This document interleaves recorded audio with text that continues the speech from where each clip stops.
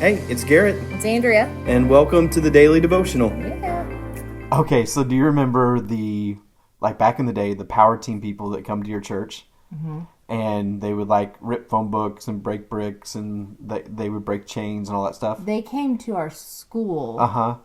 They couldn't talk about God, Uh but huh. they would talk about their power. Right. Right. And so I never had them at school. I mean, I homeschooled. So it was You're like, it was my dad.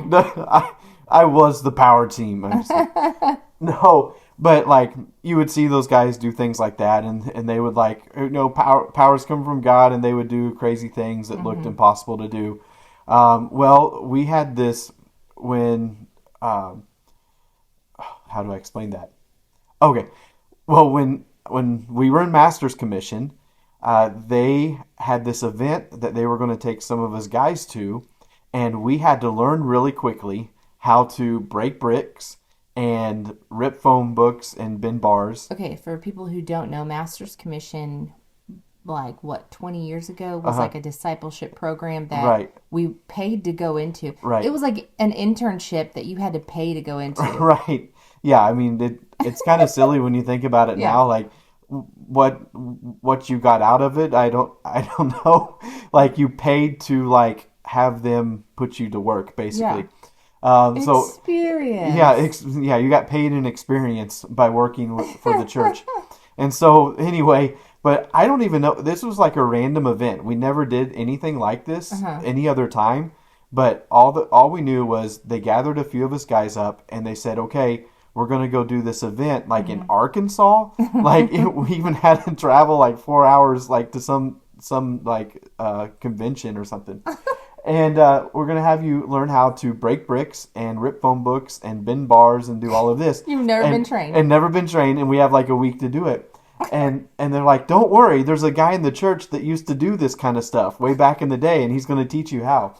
And so we go out back behind the shed at the church, and they're bringing out these like patio bricks and stuff, and they're stacking them up, and they're like, start to teach us how to do this. And then we quickly find out that I'm not going to say it's a scam, but we quickly found out this was a lot easier than it was made out to be.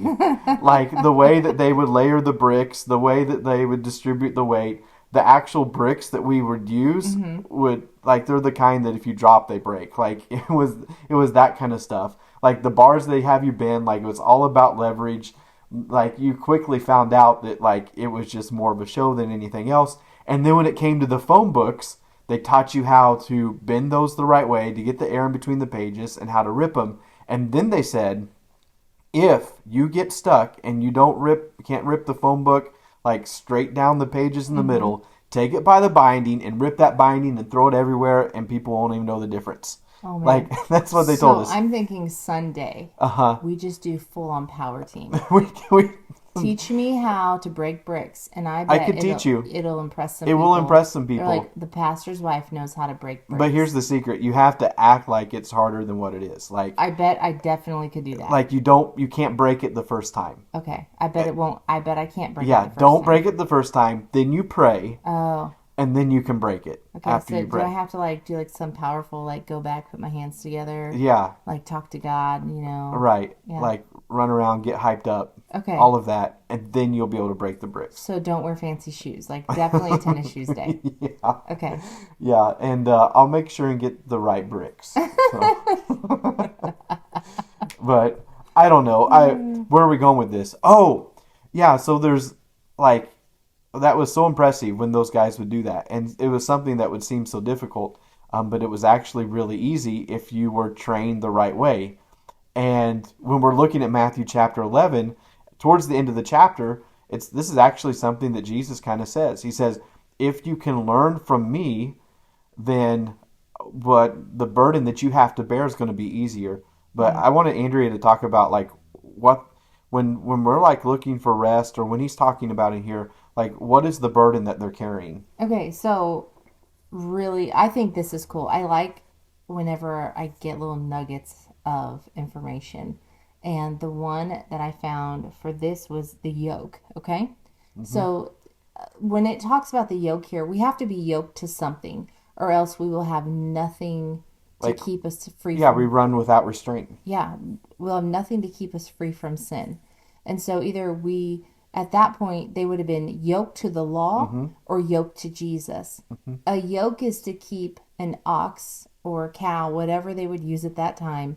It would keep them safe from running free wherever they were at. And at that time, whenever we read this here, it was saying the yoke, the burden of the law, Jesus was saying, let me free you from that. So when we read it says, come to me, all you are who are weary and burdened by the law, and I will give you rest from the law.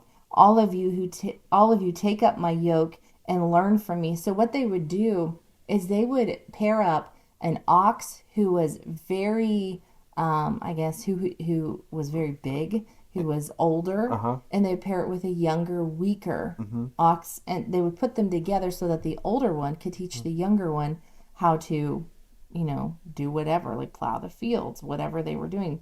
It says, all of you take up my yoke and learn from me, because I am gentle and I am humble in heart, and you will find rest for yourselves. He's saying, I'll carry it. Just walk with me. Like, that's super kind. That's super loving. It says, for my yoke is easy and my burden is light. When you think of this scripture in that light, it changes everything. He's saying, hey, don't carry the burden of life. Don't carry all this. I'm taking the law away from you. You don't have to carry any of that anymore. Let me do the work. You just walk with me. Super cool. It's super cool, super perfect, and simple for us to understand. Like, this is what Jesus, I think, really wants to get across to us, that he has came to walk beside us, and he really did break the power of the law, and we don't have to carry that burden of how can I live a perfect life. He's saying, no, learn from me. I'm humble, I'm gentle, and walk beside me, and I will teach you about the responsibilities of life. And what's so crazy about it is when they're yoked together, they're doing work. It's not like we're not doing anything. There's work to be done, but that work with him, it's just, it is like breaking those bricks. We find out, well, this was easier than what I thought it was, in that sense. Even though there's challenges, like we find out, man, we really, really have yoked with Jesus. We really can face any challenge. No matter how difficult it may seem, we can face it with him and find rest in the middle of it. So my question to you would be, do you think this Sunday you could break some bricks or rip a phone book for everybody? I would love to. I will find me a phone book and I will rip that phone book. I'm gonna find you an old JCPenney's catalog. Yeah, I can do it. I can do it. And if I can't do it and we're in the middle of it, just know I'm gonna rip that binding and throw the pages everywhere, and nobody will know the difference. So I've been told. So you've been told. That's a good one. Yeah.